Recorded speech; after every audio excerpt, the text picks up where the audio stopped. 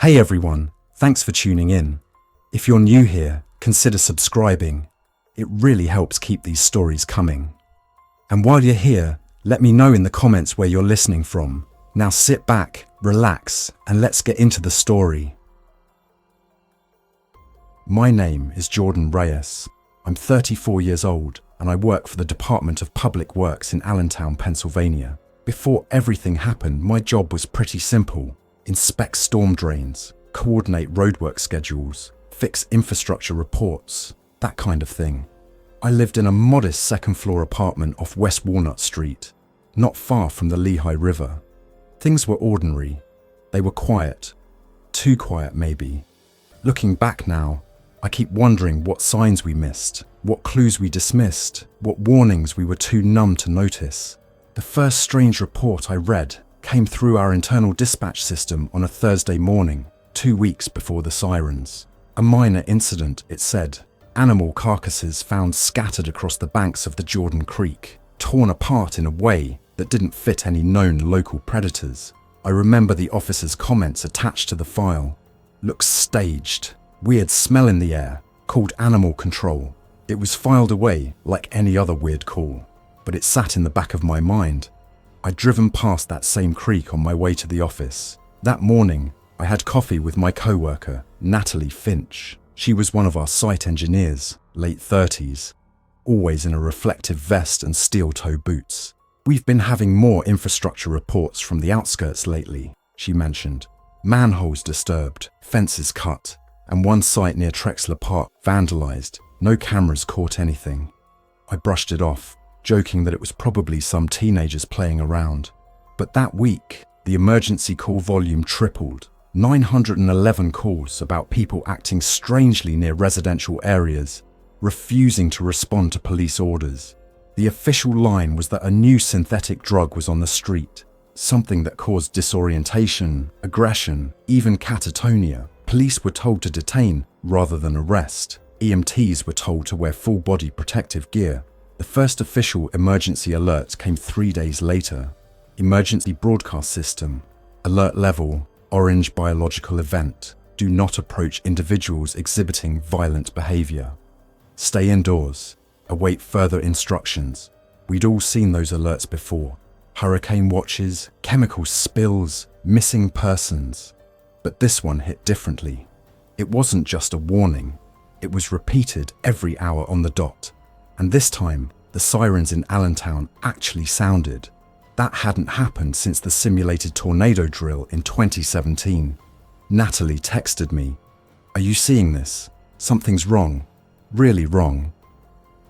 That evening, I called my sister Sophia. She was an ER nurse at St. Luke's University Hospital, working the night shift. She sounded exhausted. "We had to seal off 2 trauma rooms tonight," she said. 3 patients bit first responders.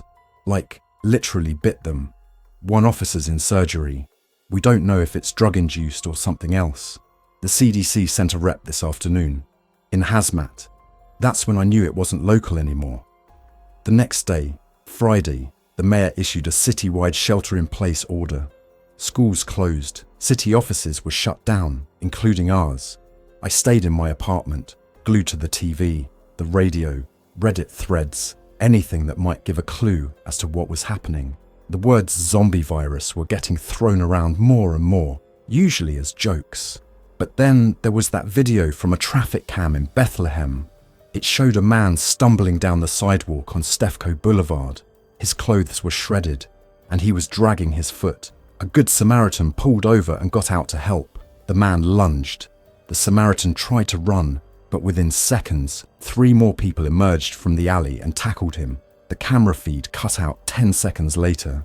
The footage hit Twitter and was removed within minutes, but I'd already seen it. That night, the real lockdown began.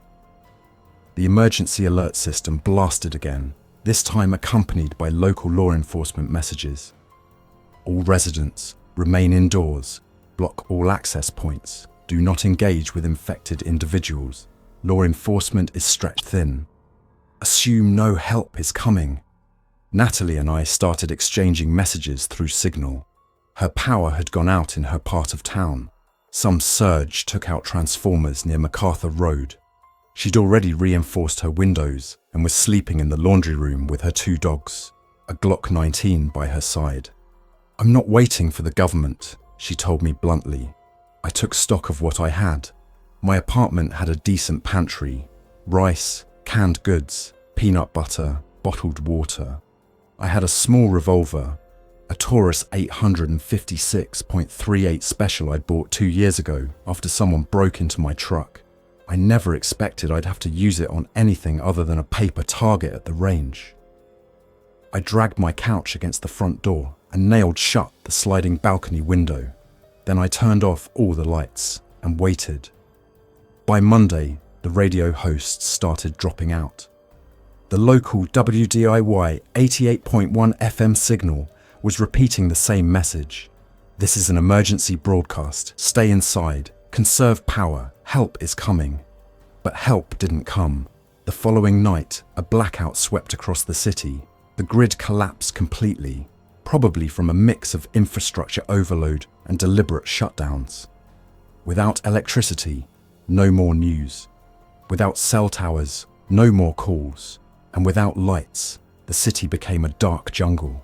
I'll never forget the sound that came just after midnight that first night. A low, gurgling moan from the alley behind my building. I peeked through the slats of the window blinds. A shape was moving, slow, jerky, swaying like a drunk. But it wasn't alone. 2 more followed, crawling on hands and knees like their legs were broken. Their skin was pale, almost grey, and patches of flesh were missing.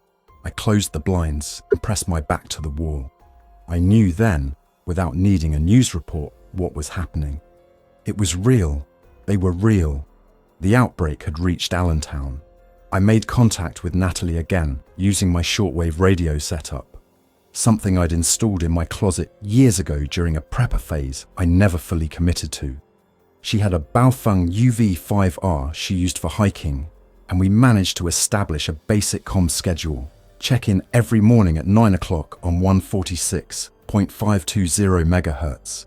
She'd seen a military Humvee the day before, stuck near a toppled bus at the Hamilton Street Bridge. No soldiers in sight, just blood on the windshield and an empty M4 rifle left in the passenger seat. That rifle was important. Natalie risked it. She snuck out just after dawn the next day, dogs at her side, and managed to retrieve it. It was out of ammo, but she scavenged 4 loaded Stanag mags from the wreck. She was armed now, and her apartment, a ground-level unit with barricaded windows and a view of the alley, became her mini fortress. She wanted me to join her. I hesitated. My building was quiet, high up, safer. But I had no long-term plan, no generator, no solar, no escape route. And I knew it was only a matter of time before someone or something broke in. I made the decision to move. At 4 a.m. on Thursday, 1 week after the first emergency alert, I packed a hiking backpack with food, water, spare clothes, batteries, my revolver, and a cheap machete I'd bought at Cabela's. I wrapped my boots in duct tape for extra grip and silenced my radio. I mapped my path to Natalie's place. It was just under 3 miles through side streets and alleyways. I had to avoid Tillman Street entirely. Too many reports of infected gathering near the shopping plazas. My route would take me through Cedar Beach Park, then past the old train yard on South 10th. The walk was slow and deliberate. Every shadow could be death, every rustle a warning. I saw a man in a baseball jersey, Phillies, sitting in the middle of the road on Liberty Street. His head was tilted up at the sky, mouth wide open. I walked around him, not daring to look closer. When I reached the park, I saw a cluster of figures swaying under the pavilion canopy. I held my breath and ducked behind a maintenance shed until the moans faded. By the time I reached Natalie's block, the sun had just started to rise. The sky was overcast, casting a dull grey light across the shattered windows and overturned cars.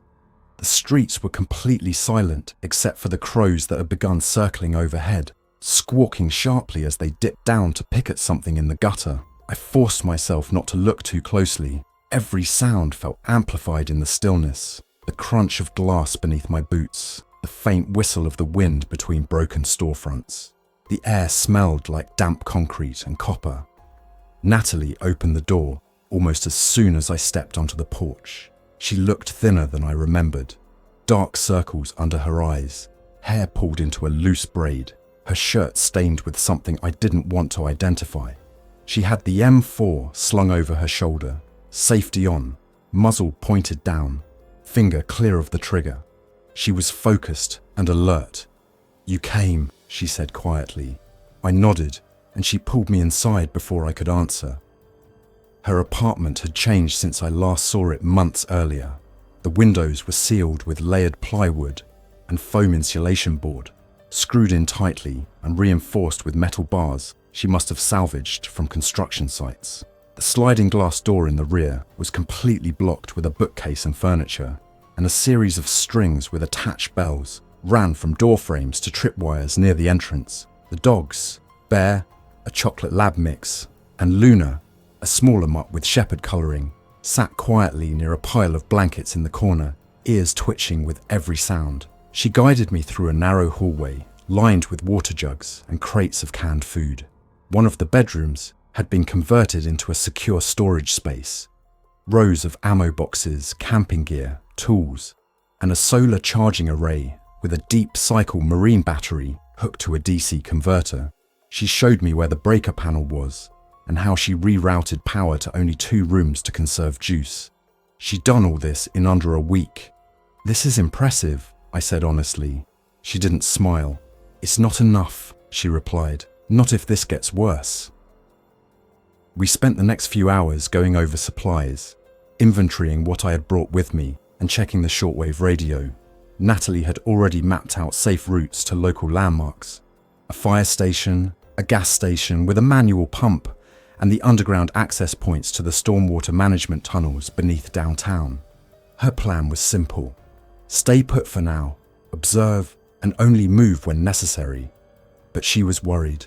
"The infected are getting bolder," she said, loading fresh rounds into her M4. "They're not just wandering, they're starting to gather." I didn't fully understand what she meant until the second night.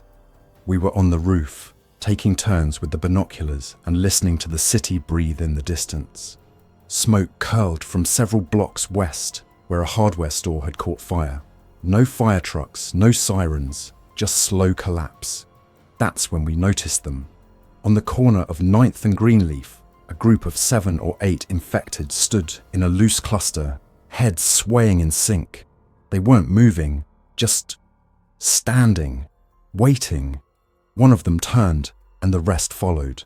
Then they all walked together, down the street, as if pulled by an invisible tether. Natalie exhaled slowly. "That's the 3rd time I've seen them do that. Like they're drawn to something." "We're still assuming it's a virus?" I asked, lowering binoculars. "Like rabies, but mutated?" "I don't think this is viral anymore," she said flatly. "I think this is something worse, something coordinated." That same night, we picked up a weak signal on the Baofeng, a repeating loop on the emergency frequency, barely readable. Quarantine failed, Lehigh Valley Hospital compromised, National Guard withdrawing. Proceed west, west of Route 309, civilian safe zone near Blue Mountain. Signal will repeat. It played for hours, static mixed with the transmission, like the equipment was broadcasting from a damaged relay tower. It was the first time we'd heard anything official in over 4 days, but the message confirmed what we feared. Allentown wasn't going to be saved. The quarantine zone had collapsed, the military was pulling out, and those of us still breathing were on our own. We had to consider evacuation. The next morning, we sat down to plan it out. Route 309 was just 5 miles west, but those miles were through dangerous territory, neighborhoods now occupied by infected or, worse, desperate people. Natalie had done some recon from the rooftop using an old drone she'd managed to repair. She showed me video footage of the route, abandoned cars blocking the road, downed power lines, and what looked like a checkpoint near an overpass where someone had painted "No passage, dead ahead." in huge white letters on a sheet of plywood. The checkpoint itself was surrounded by makeshift barricades and what looked like impaled infected bodies. Gruesome warnings, clearly meant to scare off survivors. Not military, Natalie said. That's militia stuff. Maybe locals who decided to claim the area. We debated whether to go around it or try the storm tunnels. The Allentown stormwater system was complex. Much of it mapped decades ago when the city expanded. I had access to most of the digital schematics on my work laptop, which I still carried in my bag. Together we traced out a possible route through the tunnels beneath Union Terrace and up toward the northwestern edge of town. It would be tight, dark, and risky. If we got trapped down there, no one was coming for us, but it might be our only chance. That night, a knock came at the door. Not a loud bang, just 3 soft taps. We froze. Natalie killed the lantern. The dogs sat up, growling low. I moved toward the hallway with my revolver drawn, heart hammering against my ribs. The knock came again, then a voice. "Please, I know someone's in there. I'm not sick, I'm not hurt. Just let me talk." A flashlight beam flickered through the boards over the front window. Natalie motioned for me to cover her while she cracked the peephole. She studied the figure outside for a full minute before speaking. "What's your name?" she asked through the door. Trevor Klein. I was with the EMS team at Sacred Heart. They pulled out last night. I got left behind." Natalie turned to me. I nodded. She carefully disengaged the locks and opened the door just enough for him to squeeze in. Trevor looked about 40, with a paramedic's uniform still half intact and dried blood smeared across one sleeve. He limped heavily, but we saw no signs of infection. No bite marks, no discoloration, no fever. He dropped his gear bag and collapsed against the wall, exhaling in relief. He brought information we didn't have. The collapse hadn't just happened here, it was everywhere. According to him, Philadelphia was sealed off under martial law, and major highways were being blocked by military units redirecting refugees. But even those units were failing. Infected were overwhelming convoys and supply drops. "I saw a Black Hawk go down near Emmaus," he said, rubbing his temples. "Something pulled it down. Not a rocket, just swarms of them. Hundreds." Natalie asked the obvious question. "What do you mean swarms?" Trevor's eyes were hollow when he answered. "They move like ants now, not just slow shamblers. There's a type, faster, meaner. They run, and they listen to each other, like they communicate somehow." Toll. We sat in silence, letting the weight of his words settle. The idea that this outbreak had different types of infected was horrifying. The slow ones were terrifying enough, but the possibility of organized, fast-moving groups that changed everything. Over the next 2 days, we let Trevor rest while we made preparations to leave. Natalie modified a cart from the maintenance room into a supply sled we could haul through the storm tunnels. We stocked it with food, tools, spare batteries, and what ammo we had. Trevor contributed his medkit, saline, bandages, syringes, antiseptics, even a small supply of morphine. "It won't fix a bite," he said grimly, "but it might buy you time to say goodbye." We spent the final night in the apartment sitting by a dim LED lantern, maps spread out on the floor, dogs curled near our feet. The atmosphere was quiet, tense. Natalie cleaned her rifle with methodical precision. I double-checked my revolver and rewrapped the machete handle with fresh paracord. Trevor practiced walking without limping, though the bruises on his leg were still angry and dark. Just before dawn, we geared up. Natalie took point with the M4. I pulled the supply sled, and Trevor walked rear guard with a Remington 870 he'd found abandoned in a squad car on the way out of Sacred Heart. We wore gloves, makeshift face coverings, and headlamps taped with red lenses to reduce visibility. Our entrance to the tunnels was a utility grate 2 blocks away, hidden behind a row of dumpsters beside an old brewery. Natalie pried up the heavy iron grate with a crowbar, exposing the rectangular shaft beneath. A metal ladder led about 10 feet down to a concrete maintenance corridor. The air that rushed up was damp and cold, carrying the musty, sour stench of stagnant water, rust, and decaying organic matter, the kind of smell you feel in your throat before your nose. I climbed down first, hauling the sled after me with a length of rope. The wheels squeaked loudly as they hit the base, the sound bouncing off the tunnel walls in sharp metallic echoes. I winced. The space around me was dim and narrow, 4 feet wide, 7 feet tall, with exposed pipes overhead and trickling runoff running along a shallow channel in the center.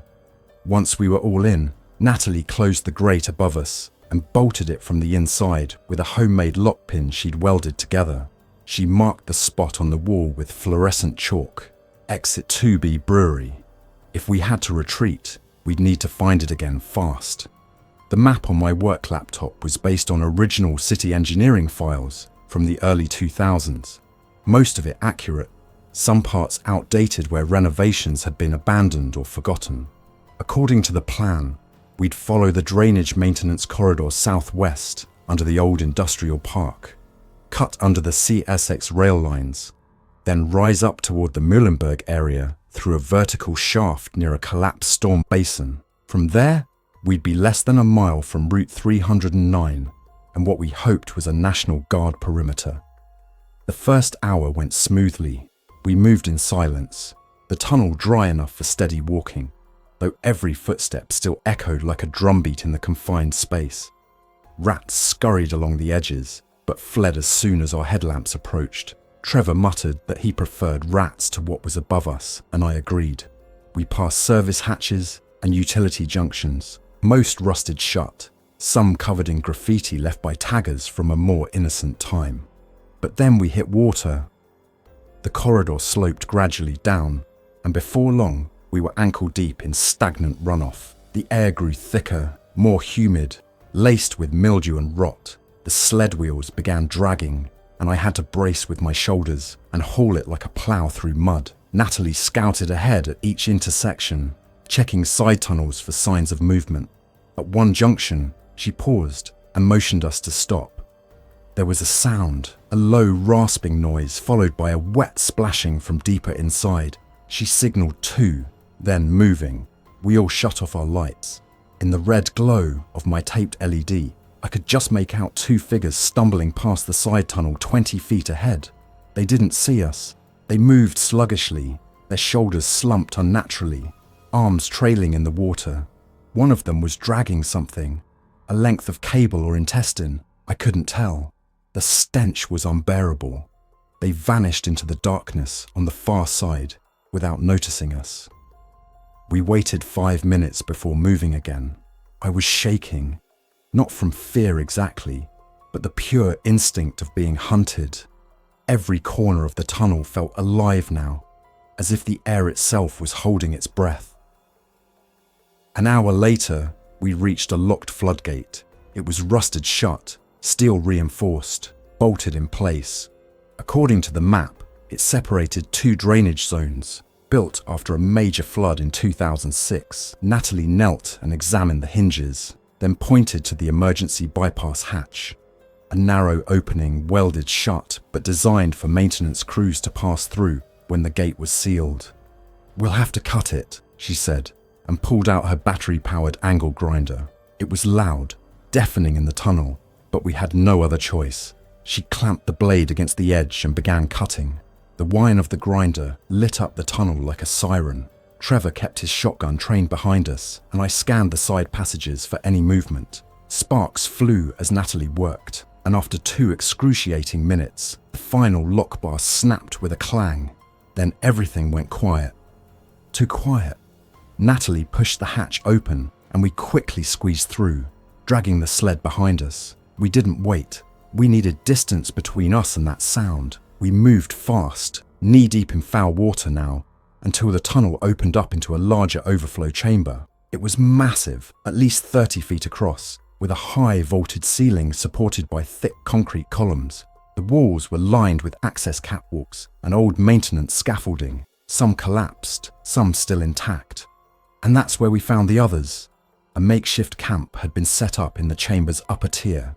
4 tents, some plastic barrels, propane heaters, tarps for privacy. But no people. Not anymore.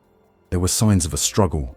Blood splattered across the catwalk, a body partially submerged in the water below. The corpse was bloated, discolored, missing its jaw. It wore a civilian jacket, the name Miller stitched on the sleeve. Next to it floated a waterproof duffel bag, half-zipped, containing antibiotics, surgical tools, a satellite radio, and several sealed MREs. Trevor climbed up to examine the camp. He returned holding a bloodied ID badge clipped to a tactical vest. Pennsylvania Task Force 1, FEMA Urban Search and Rescue. They were set up here as a forward base. They didn't make it, Natalie said.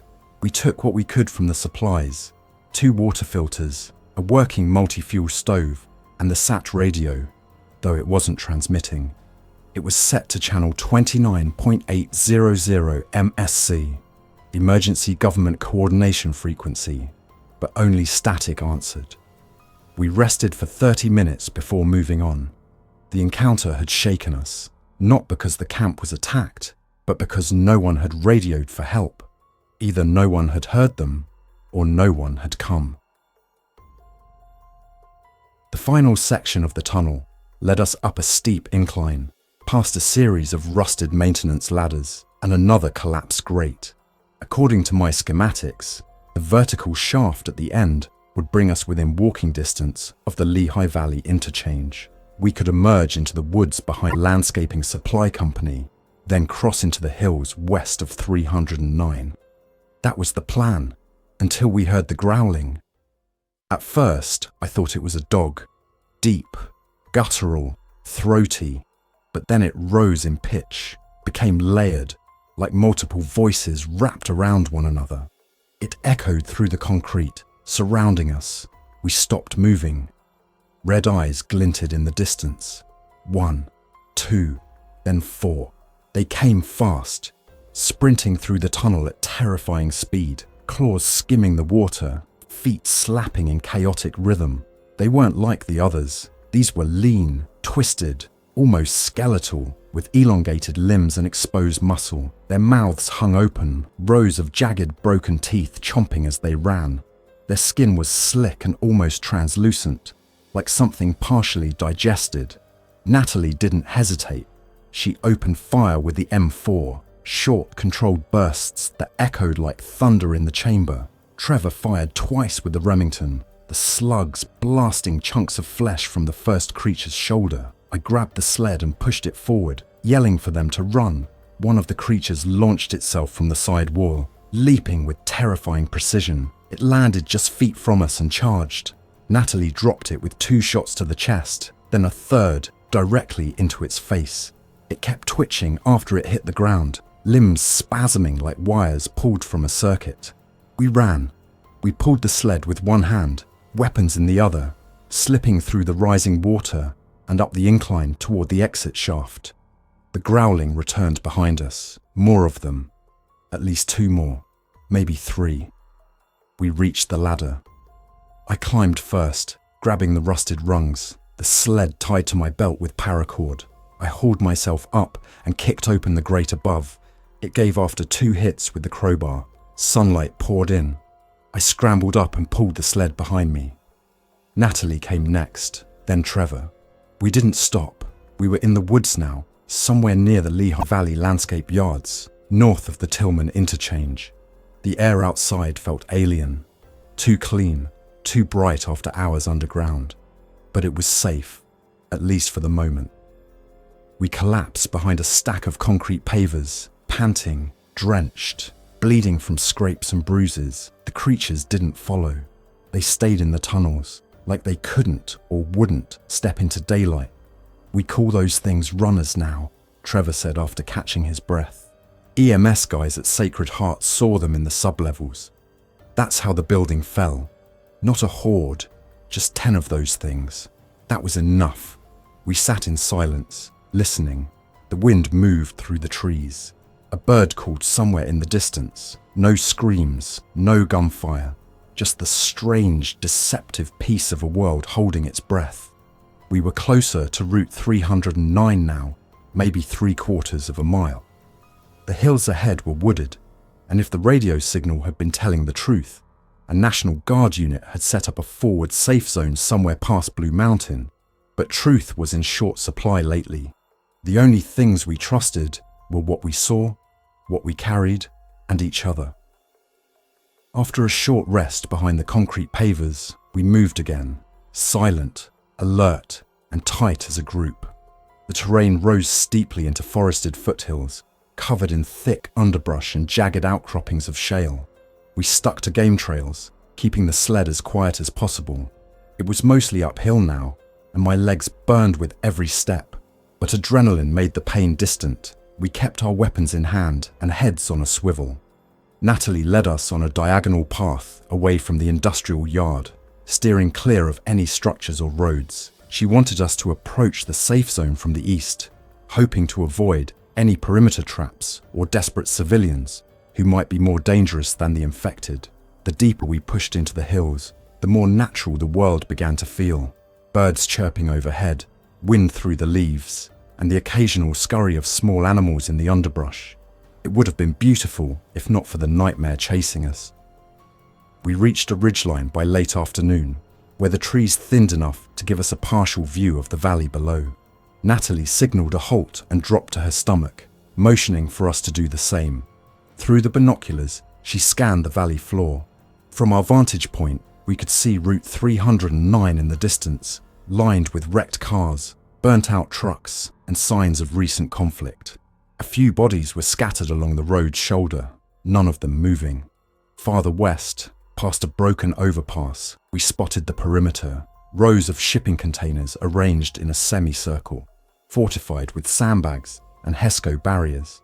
A tall radio mast stood in the center, and a UH-60 Black Hawk sat grounded on a helipad made from gravel and painted plywood. There were people there, uniforms moving purposefully, tents set in orderly rows, a flag flying over the entrance. It was the first sign of real coordination we'd seen since this all began. Trevor exhaled deeply. That's military, real perimeter, real structure. They're still holding. Natalie kept scanning. I count 2 sniper towers, 1.50 cal mount, and at least 6 active personnel outside. That's not a refugee camp. That's a functioning checkpoint. It looked promising, but the route down wasn't simple. The slope ahead led into a shallow ravine that opened onto a service road parallel to 309. The problem was what lay between us and the checkpoint. A settlement, makeshift, desperate. About 30 tents were visible, some just tarps tied between trees. Smoke rose from 3 campfires. People moved slowly, tired, malnourished, many armed. A handwritten banner flapped from a chain-link fence. Do not steal, we shoot. A few vehicles had been turned into barricades at the edges. From the disarray, it was clear they weren't part of the safe zone. They were outsiders, people who didn't make it into the quarantine perimeter and set up here instead, hoping to wait it out or force their way in. Natalie made the call. We go around them, east slope, stay in the trees. We don't talk, we don't stop. We moved as the sun began to dip low behind the ridgeline, bathing the hills in orange light. The forest was quiet again, eerily so. We saw no infected, but the air held tension like a held breath. Halfway through the detour, we came across an old ranger outpost, collapsed, burned out, windows shattered, but something useful remained. A laminated terrain map nailed inside the doorframe, half scorched but legible. It showed a utility trail looping around the ravine to a point less than 200 yards from the checkpoint perimeter. A red marker labeled it Service Access Gate 4C. That was our way in. As night fell, we made the final push down the slope and along the trail, barely visible in the growing darkness. At one point, we heard voices, angry, raised. Back near the shanty camp, gunfire followed. A short burst, then silence. No screams, just a reminder that even the uninfected were fighting for survival in ways we couldn't predict. When we reached Gate 4C, we paused behind the tree line. It was locked, chain-wrapped, with a US property restricted access sign faded from sun and rain. A motion sensor camera had been ripped off its mount. wires dangling like veins from a broken limb. Natalie gave the gate a rattle, soft and deliberate. Nothing. Then a voice rang out, amplified slightly by a nearby speaker. Approach slowly, hands visible, drop weapons, state your names. We froze. Natalie lowered her rifle, then spoke clearly. 3 civilians, not infected. Jordan Reyes, Natalie Finch, Trevor Klein. We came from Allentown, entered through storm tunnels, seeking safe zone access. There was a pause, then the voice responded. Advance one at a time, hands up, stay in the light. A floodlight flicked on, illuminating a 10-foot section of ground just in front of the gate.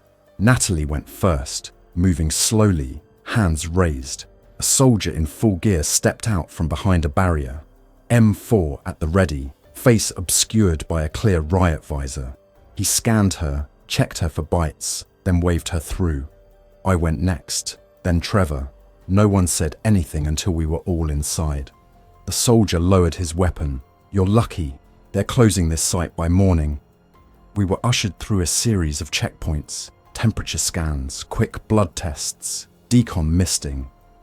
At each stop, guards and medics watched us closely.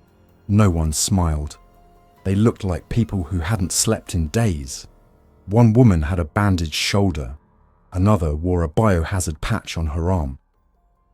Inside the main perimeter, things were orderly. Tents lined with cots, ammo crates stacked near a command tent, whiteboards covered in shift schedules and evacuation routes. Generators hummed in the background. It looked like civilization, barely. A lieutenant met us by the med tent. He introduced himself as Lieutenant Marcus Hale, Pennsylvania Army National Guard. You'll get 24 hours here. After that, we're pulling back to the Blue Mountain line. This site's compromised. Compromised how? Natalie asked. Hale pulled back the tent flap and showed us. Inside were 2 soldiers, handcuffed and strapped to gurneys, sedated but not unconscious. Their skin was pale. Their eyes flickered open and closed, movements jerky. One of them was whispering something over and over. It's not a virus. It's inside us. It waits. Trevor stepped forward, visibly shaken. They're turning. Hale nodded. Bitten on a patrol 3 days ago. Quarantine failed. They changed without dying. No fever, no coma. Just changed.